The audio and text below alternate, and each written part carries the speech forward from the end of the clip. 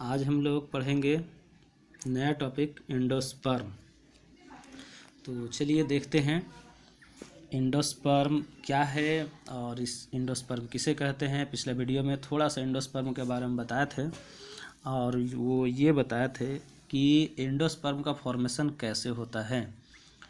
Double fertilisation में बता चुके हैं कि जब फर्स्ट मेल गैमेट फ्यूज करेगा एक सेल के साथ तो एम्ब्रियो बनाता है, और सेकेंड मेल गैमेट जब फ्यूज करता है पोलर न्यूक्लियाई के साथ तो एंडोस्पर्म बनता है। और वो एंडोस्पर्म क्या होता है, न्यूट्रेटिव टिश्यू होता है जो न्यूट्रिशन प्रोवाइड करता है किसको, तो डेवलपिंग एम्ब्रियो को।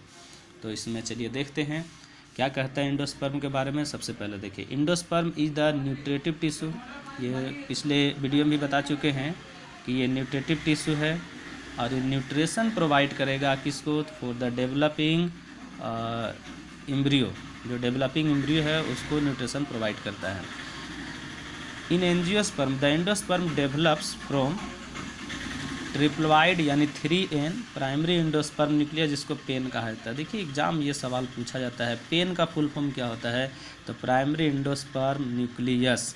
पेन को बोला जाता है प्राइमरी एंडोस्पर्म न्यूक्लियस। और ये 3N होता है, ट्रिपल फ्यूजन यहाँ पर होता है, यानी 3N फ्यूज करेगा तो ये ट्रिपल फ्यूजन या डबल फर्टिलाइजेशन भी कह सकते हैं इसको। तो ये जो एंडोस्पर्म है, अब एक इम्पॉर्टेंट बात याद रखना यहाँ पर कि जिम्नोस्पर्मिक प्लांट में अगर हम देखें तो जिम्नोस्पर्मिक प्लांट में जो होता है वो हेप्लोइड एंडोस्पर्म होता है। ये कंपटीशन में कई बार पूछा गया मेडिकल में, और ये अक्सर लोग यहाँ पर गलती कर देते हैं कि एंजियोस्पर्म जैसे ट्रिप्लॉइड होता है तो उसी तरह से जिम्नोस्पर्म में भी ट्रिप्लॉइड लिख देते हैं, लेकिन नहीं, जिम्नोस्पर्म में जो होता है वो हेप्लोइड होता है एंडोस्पर्म। और वही चीज़ अगर देखें तो एंजियोस्पर्म में होता है वो क्या होता है, एंजियोस्पर्म में ट्रिप्लॉइड होता है एंडोस्पर्म। तो ये याद रखना है।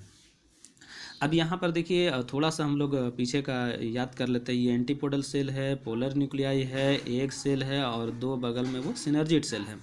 अब यहाँ पर देखिए पॉलन ट्यूब इधर से आता है और पॉलन ट्यूब आएगा और दो मेल गैमेट लेकर के आता है, साथ साथ एक वेजिटेटिव सेल।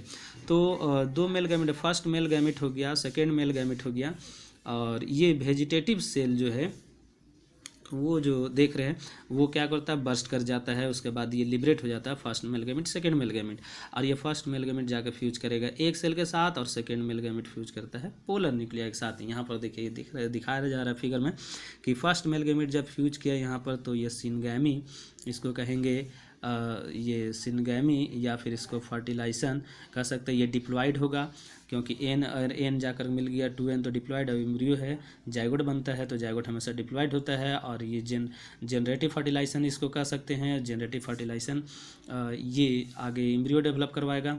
उसी तरह से जब सेकेंड मेल गैमेट जाएगा तो यहाँ पर पोलर न्यूक्लियाई के साथ फ्यूज करेगा, ट्रिपल फ्यूजन होगा और वेजिटेटिव फर्टिलाइजेशन, और ये जाकर एंडोस्पर्म बनेगा। ये हो गया, चला जा इंड की तरफ है एंटीपोडल सेल। तो अब हम लोग यहाँ पर देखें कि टाइप इसका होता है एंडोस्पर्म का, 3 इसका टाइप है on the basis of the development.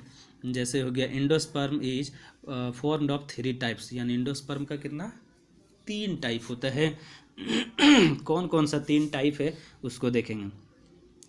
पहला हो गया न्यूक्लियर एंडोस्पर्म, और न्यूक्लियर एंडोस्पर्म का अगर एग्जाम्पल हम लोग देखें कि न्यूक्लियर एंडोस्पर्म किस प्रकार के प्लांट पाया जाता है, तो ये हो गया कॉटन।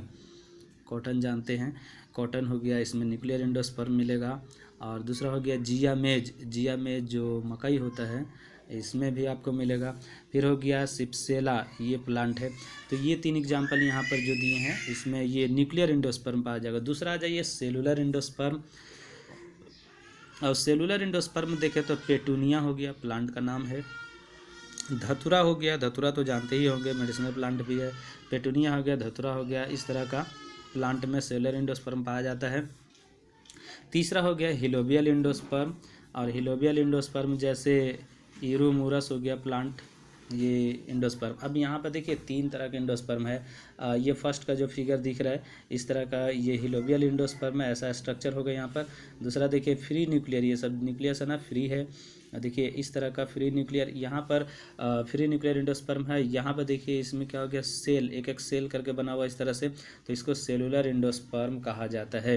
तो थोड़ा सा यहाँ पर आपको पूछेगा व्हाट इज एंडोस्पर्म, एंडोस्पर्म क्या है, तो ये न्यूट्रिटिव टिश्यू है और इसका मेन फंक्शन क्या है, तो ये प्रोवाइड करता है न्यूट्रिशन किसको, तो डेवलपिंग एंडोस्पर्म को।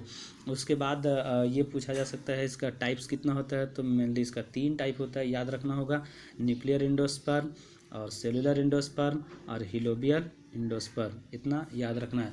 और यहाँ पर एग्जाम्पल भी याद रख सकते हैं, कम से कम एक एक या दो दो एग्जाम्पल आपको याद रखना होगा। अब इसके बाद हम लोग देखें यहाँ पर कि एक बार बार सवाल एग्जाम में आता है और ये पूछा जाता है कि मिल्की वाटर जो ग्रीन कोकोनट में होता है वो किस प्रकार के एंडोस्पर्म होता है, तो वो लिक्विड एंडोस्पर्म होता है। कई बार ये मेडिकल एग्जाम में भी पूछा गया। और ये फ्री न्यूक्लियर एंडोस्पर्म टाइप का होता है। अभी जैसे टाइप यहाँ पढ़ रहे थे कि एंडोस्पर्म का कितना टाइप होता है, तो 3 टाइप होता है, न्यूक्लियर एंडोस्पर्म और सेलुलर एंडोस्पर्म और हिलोबियल एंडोस्पर्म। तो इस तरह से यहाँ पर हम लोग देख सकते हैं कि मिल्की जो होता है वाटर, जो ग्रीन कोकोनट आप देखे होंगे, उसका जो पानी होता है ना, वो जो हम लोग पीते हैं, तो वो फ्री न्यूक्लियर एंडोस्पर्म होता है और ये लिक्विड एंडोस्पर्म कहा जाता है। ये याद रखना, ये सवाल बार बार पूछा जाता है। अब एक और सवाल यहाँ पर है जो इस तरह का कंपटीशन में सवाल पूछा जाता है कि देखिए, if the number of chromosomes in the endosperm of A dicot plant, अगर डाइकोट प्लांट है और डाइकोट प्लांट है और उसमें अगर क्रोमोजोम का नंबर एंडोस्पर्म में अगर 36 है, 36, तो एंडोस्पर्म, अभी हम लोग पढ़े थे कि एंडोस्पर्म जो होता है वो ट्रिप्लॉइड होता है, तो 3n होता है एंडोस्पर्म और ये न्यूट्रिटिव टिश्यू है। तो एंडोस्पर्म जो यहाँ पर बन रहा है, जो देख रहे हैं हम लोग, एंडोस्पर्म का जो डेवलपमेंट हो रहा है, तो ये एंडोस्पर्म 3n हो रहा है, तो एंजियोस्पर्म में 3n है। तो यहाँ पर कहा जा रहा है कि एक डाइकोट प्लांट है और उसका एंडोस्पर्म जो है उसमें जो सेल, ये क्रोमोजोम का जो नंबर है वो डाइकोट प्लांट का, वो एंडोस्पर्म का, वो 36 है। तो ये 36 हो गया। अब ये पूछा जा रहा है कि the root cells will contain the chromosome number, यानी उसका रूट सेल में क्रोमोजोम नंबर कितना होगा। तो अब देखेंगे हम लोग कि एक प्लांट जो होता है, तो प्लांट में आप लोग को भी पता होगा ये कि जैसे ये रूट हो गया और ये लीफ हो गया, स्टेम हो गया, लीफ हो गया और बड हो गया और फ्लावर हो गया, तो ये सभी पूरा बॉडी जो होता है वो डिप्लॉयड होता है। बस एक जगह जहाँ गैमेट बनता है वहाँ डिप्लॉयड होता है, बाकी सब जगह डिप्लॉयड होता है। तो ये कंफर्म है कि ये जो रूट है, तो रूट भी तो क्या होगा, डिप्लॉयड होगा। तो ये रूट भी डिप्लॉयड है, इसका रूट में पूछ रहा है कितना क्रोमोजोम होगा। तो सबसे पहले तो हम लोग ये देखें कि ये 36 बताया जा रहा है कि एंडोस्पर्म, एक प्लांट है डाइकोट का, इसका एंडोस्पर्म में 36 यहाँ पर क्रोमोजोम है। तो अगर हम 3n = 36 होता है, तो अगर n = अगर हम निकालना चाहें कि n = क्रोमोजोम कितना होगा, तो 36/3 कर देंगे तो कितना हो जाएगा यहाँ पर, तो यहाँ हो जाएगा 12, n = 12 निकल गया। अब यहाँ पर रूट में पूछ रहा है, तो रूट क्या है, 2n है, तो 2n = क्रोमोजोम कितना हो जाएगा, तो जब n = क्रोमोजोम अगर निकाले n 12, तो 2 से 12 में मल्टीप्लाई कर देंगे तो कितना हो जाएगा, 24 हो जाएगा, 24 हो जाएगा। तो ये जो क्रोमोजोम का जो नंबर है वो कितना हो गया रूट में, तो ये हो गया 24। अब यहाँ पर वही सवाल पूछा था कि बताइए, if the number of chromosome in endosperm में क्रोमोजोम का डाइकोट प्लांट का 36 है, तो उसका रूट सेल में कितना होगा क्रोमोजोम।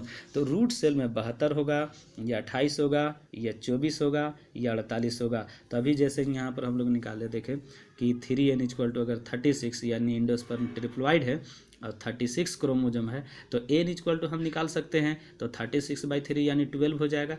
तो यहाँ 2n, क्यों 2n लिए, क्योंकि रूट जो होता है डिप्लॉइड होता है, तो 2n निकालना होगा हमको, तो 2 × 12 कर देंगे तो 24 हो जाएगा। इस तरह से इसका क्रोमोजोम का जो नंबर होगा ये होगा 24।